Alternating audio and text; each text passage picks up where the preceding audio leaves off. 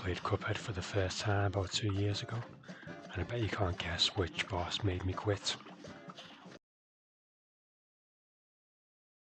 Obviously, it was Green Matchstick. I remember I tried for hours, tried for days, and just couldn't get past him. And I remember it wasn't really like a rage quit as such, more like an acceptance that I just knew I would never ever be able to do it. And I just thought, I'm not enjoying the game, I'm not getting any better, don't know what to do. And I just stopped playing it, and I said I'd never come back to it ever again. A few weeks back I was going through some Nintendo Switch captures from a while back, and I found the old Cuphead ones from 2 years ago, and I'm watching them thinking, that game looks amazing, I might try it again, even though I said I never would. This time though, I'm not sure why, but I did much better than last time.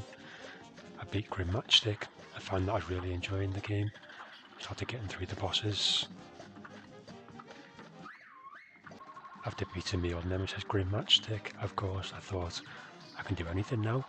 Carried on playing the game, but this time, the enemy was Dr. Carl's robot, the worst boss by far for me. I remember I sat there one day, and I tried for so long that it went dark outside. I think it took me about 6 hours to beat him in the end, and I was considering quitting the game, but of course at this stage is so far into it, I thought it was daft to give up really. Of course, I did eventually beat Dr. Carl's robot somehow, thought I never ever would, and then I carried on. I beat King Dice, again another very tough one. The devil again took me hours, and again even at that stage I was thinking I might quit because I can't do it. I persevered, got through it. As soon as I beat the devil, believe it or not, I downloaded the DLC. I wanted to carry on playing. As punishing as this game is, it's also extremely rewarding. The bosses are so hard and you have to practice them so much that beating them is very satisfying. I feel like I want to carry on playing more and more. Of course, this game is famous for its fantastic animation, but what I found is that when you're playing, you can't pay attention because you're concentrating so much on dodging projectiles and trying not to die. And so for me, it's been not until after I've finished the boss and I've been editing the videos that I've actually then been able to appreciate just how amazing the animation is at times. So much really funny as well. I mean, there was some parts in Esther Winchester that was genuinely making me laugh, but when I was playing, I had no idea. You just can't concentrate on what you're doing. After beating the main game, I wouldn't say I found the DLC easy, but it's that you've sort of gained skills from getting through the first game, and remember I felt like I got through the DLC's 5 bosses quite quickly really, with the exception of Esther Winchester, which took me 3 hours. That was the worst boss for me by far. Chef's All Big took me about 2 hours, really hard, especially this first phase. I can't really talk and play it to be honest, but yeah, out of the DLC, Esther Winchester was the worst by far for me.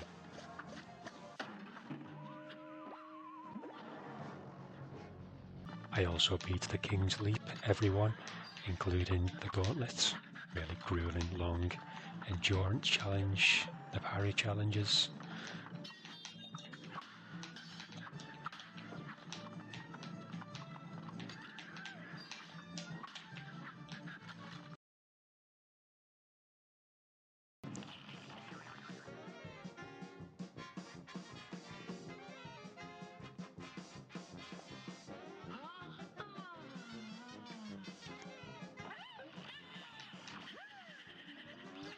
After beating the main game, I tried to find more stuff to do.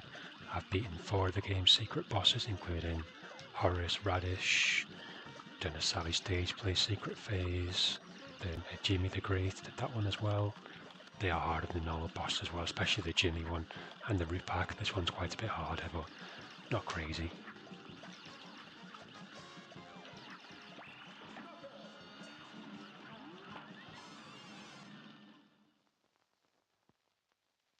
Then I started looking at the game's achievements menu to see what other little things I could do. I did stuff like get every gold coin in the run and guns, clear out Pork Ryan's shop, the 5 parry challenge. I got my first S rank, obviously the Root Pack.